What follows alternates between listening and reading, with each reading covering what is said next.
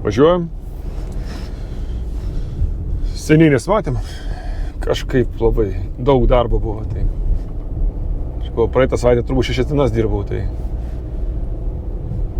man atrodo, kad 6 dienas dirbau. O gal ne? Tai nežinau. Nu, žodžiu. Daug darbo bare, bet radom antrą barmenę.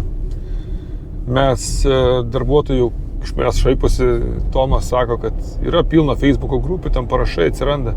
Nežinau, perėjau krūvą Facebook'o grupių. Gavom CV, gavom pasiūlymų, susiradom vieną žmogų tokį, kur buvo taip, gal ne.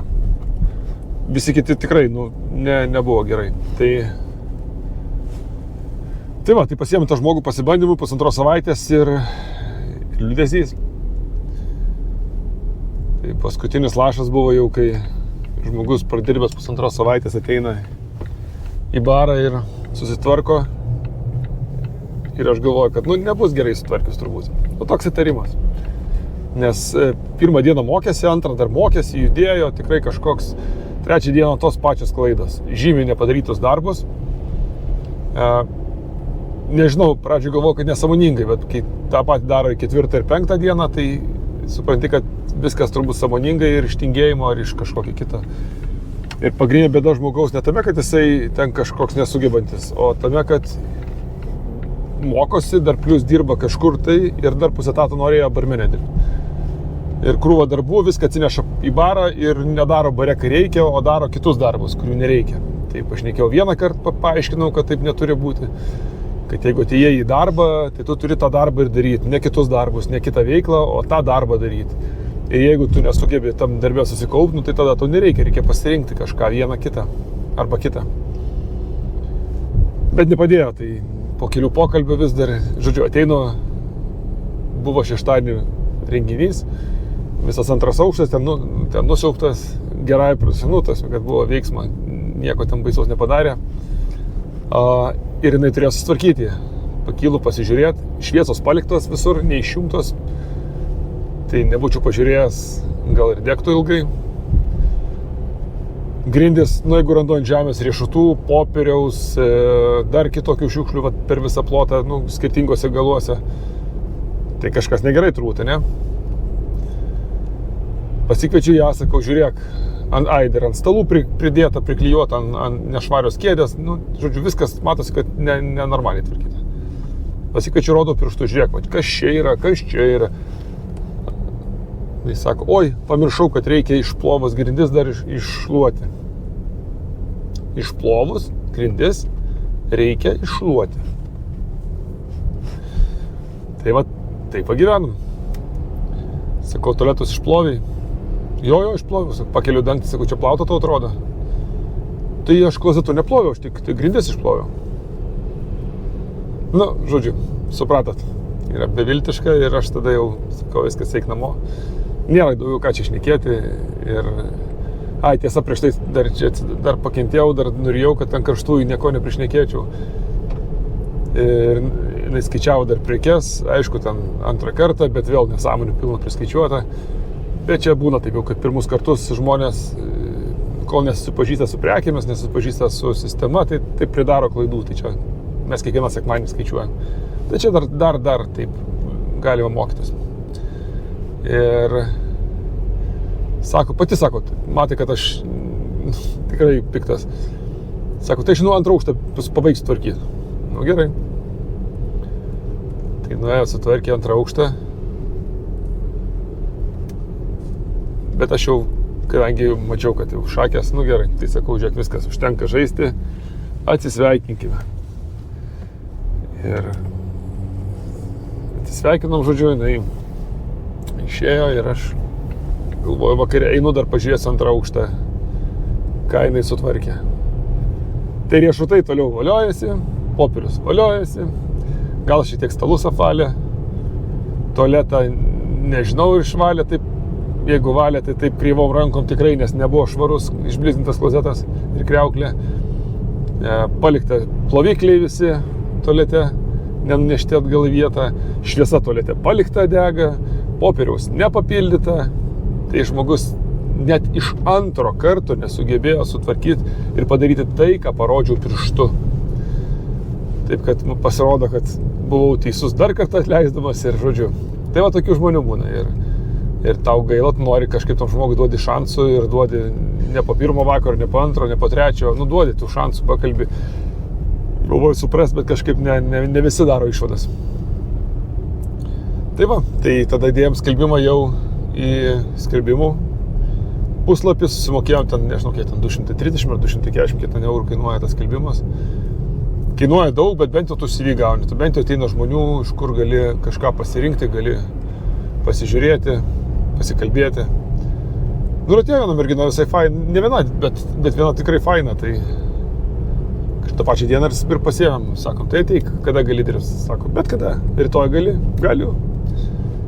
Tai va, tai jau padirbam kartu vieną dienelę, šiandien dirbsim dar kartą. Ir viskas kaip ir neblogai atrodo. Pasižiūrėsim, ar išmoks apie alų. Apie alų tikrai žinių turi jau pradinių, bazinių. Tai reikia tiesiog pagilinti truputuką, kai kurios dalykus pasikartot gal. Ir pasižiūrėsim, jeigu tikrai pasitengs, tai bus faina. Tada turėsim 2 barmenės, kurios tikrai fainos. Su šypsena, su kažkokia gyvybė veide. Tai tikiuosi, kad viskas gerai bus. Nežinau, aišku, čia visada toks loterijos dalinai yra, bet pažiūrėsim. Tai va, tai čia buvo jūsų mylimiausia rubrika, kaip su darbuotojais sekasi. Tai va, kaip sekasi. 1,5 savaitės. Dar kas nežino, tai žmogus išdirbęs trumpą laiką, jis gauna žiauriai daug pinigų palyginus su tuo, kai išdirba visą mėnesį. Kodėl? Todėl, kad atsiranda neapmokestinis pajamų dydis yra. Ir nuo mažos sumos jisai, tu neminusuoji, neapmokestina tavęs GPM, man atrodo, nededa. Nepaima valstybė, tai nesumokė valstybė, ne tai, kad nepaima. Nesumokėsi, paims. Tai va, o nuo kitos tada sumos kaip augėja pradeda atsiranda GPM-as, tai žmogus padirbus 1,5 savaitės gavo labai daug pinigų. Manau, kad tie gavosi gailėsis, kad, nes vargu ar suskaičiuos, gailėsis, kad nedirbo. Tai va, taip ir gyvenam.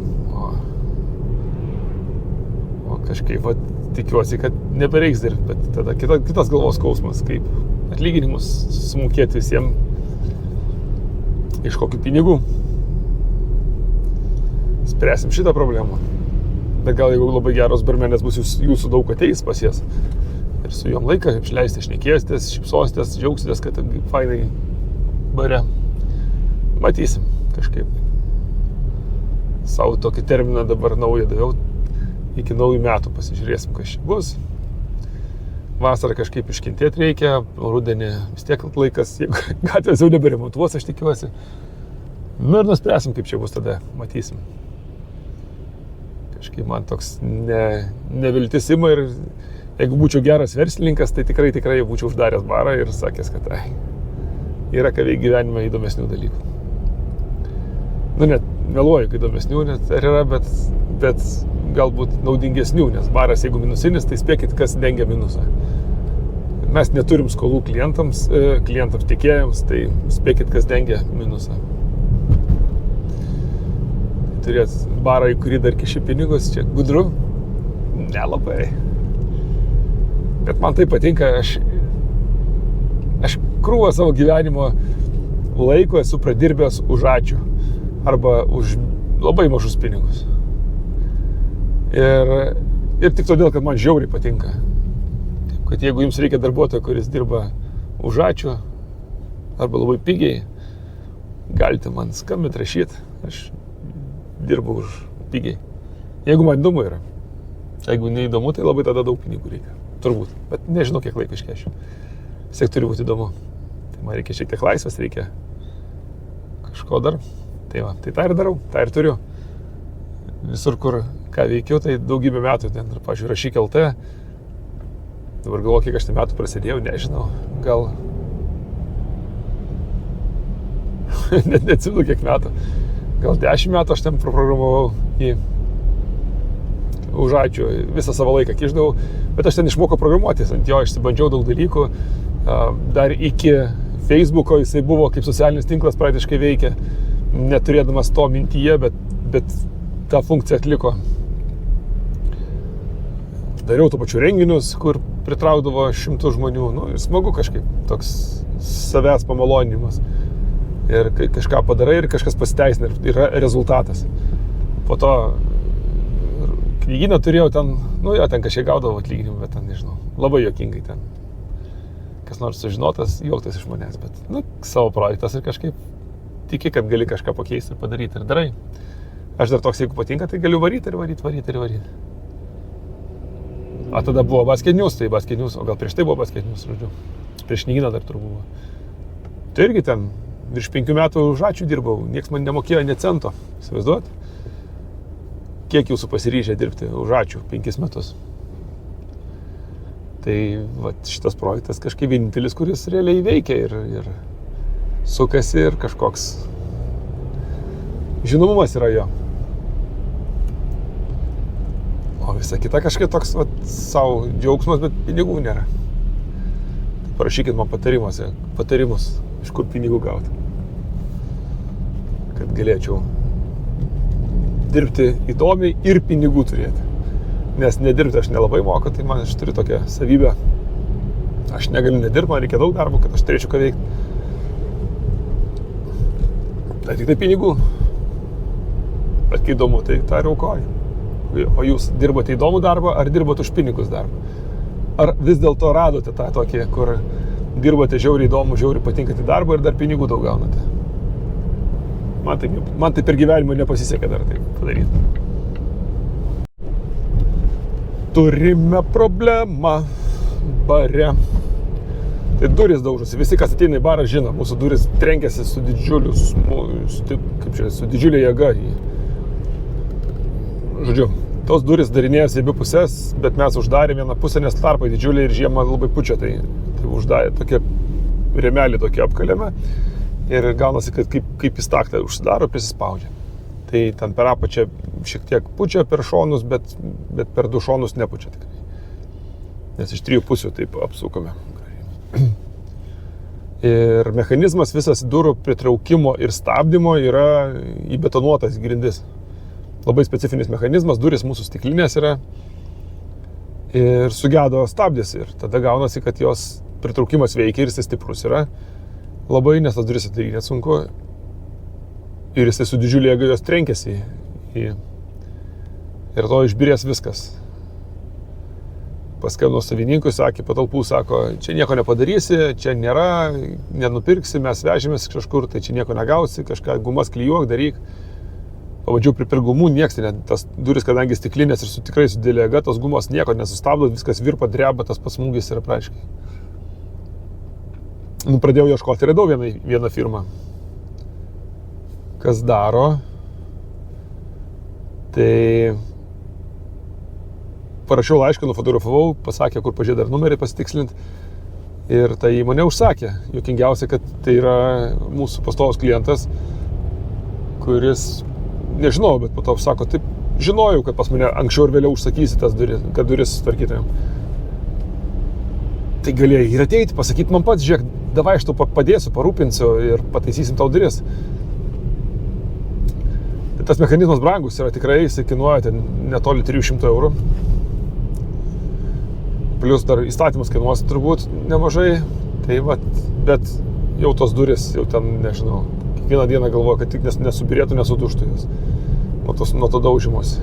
Tai jeigu nesuduš labai gerai, liko kokią savaitėlį ir tikiuosi, kad atvešiu tą mechanizmą visą ir pakeis. Nes jau būtų visiems palengvėjimas beprotiškas. Tiesiog kitokio mechanizmo negali dėti, nes jisai netiks į tą skylutę, į tą įbetonuotą dėžutę. Netiks, o turi lygiai taip pat tikti, kitaip ten vėl daužyti betoną reikia, dar kažką daryti, nežinau. Tai va, tai tokia problema, kurią bandžiau spręsti įvairiai, daug laiko sugaišau, kankinausi, man sakė nėra, bet vis dėlto radau sprendimą ir tikiuosi, kad atveš tikrai ir tikiuosi, kad suras žmogų, kuris atvažiuos pakeis jį, nes ten yra daug reguliavimo, keitimo, ten yra ką veikti. Ten nėra taip paprasta. Ir tada džiaugsimės viskuo. Tyla ramybė. Ateina vasara, duris atidarytos bus. Tai pažiūrėsim.